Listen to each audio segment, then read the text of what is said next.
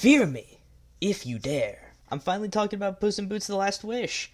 I've been looking forward to seeing this movie for a while, so with that out of the way, here's my thoughts on the movie.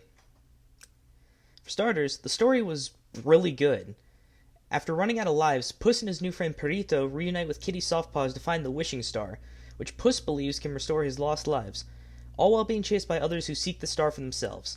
It was nice to see them lean into the magical side of the Shrek universe again by having the main goal be the Wishing Star. I had a lot of fun watching Puss, Kitty, and Perito travel through the dark forest as they had to outwit and outmaneuver their main obstacles in the movie. The characters were all great. Puss, as always, is a delight, and it was great seeing Antonio Banderas back again to play him. Kitty Softpaws was also a welcome return, with Salma Hayek once again giving a fantastic performance. Perito was a character I quickly grew to love, especially in the scene where he comforts Puss in the forest. Of course, with every hero comes a few villains. First up is Goldie, played by Florence Pugh, accompanied by the three bears. They worked really well as foils for Puss, Kitty, and Perito. There was also a lot of depth to her, having her own goals and desires and having the bears support her along the way.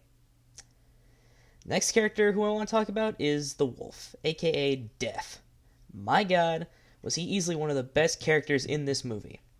He served as Puss's primary antagonist and driving force throughout the movie, chasing him like a shadow and leaving him terrified. Of course, you can't forget that now iconic whistle that plays whenever he arrives. It really sends chills down your back whenever you hear it.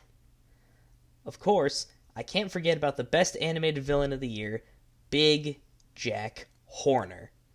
I was so glad that he was just a straight-up villain in this movie.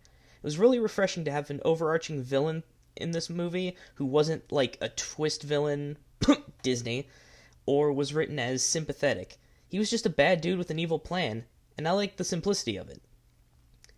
Every antagonist or obstacle Puss and crew face served a narrative and character purpose, and really added to what makes this movie so fun. Some other things I really liked were the animation. It was very smooth and polished. The action scenes were very stylized, which often gave me Spider-Verse vibes, despite the two movies being made by different studios. I think the character models have definitely come a long way since 2011, looking a lot more fine-tuned and cleaned up, while still retaining a level of familiarity and iconography.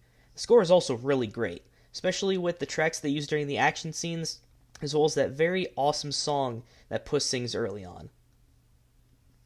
Overall, I love this movie. It was nice seeing Return to the World of Shrek on the big screen after about a decade of no theatrical releases. I think DreamWorks nailed it with the execution of the story, and the characters were fantastic. I hope this means that we'll be seeing Return to Far, Far Away within the next couple years. And that's about it. Remember to like, subscribe if you haven't already, and hit the bell so you know when I upload another video. I've been Brody, this was Puss in Boots: The Last Wish, and I'll see y'all later.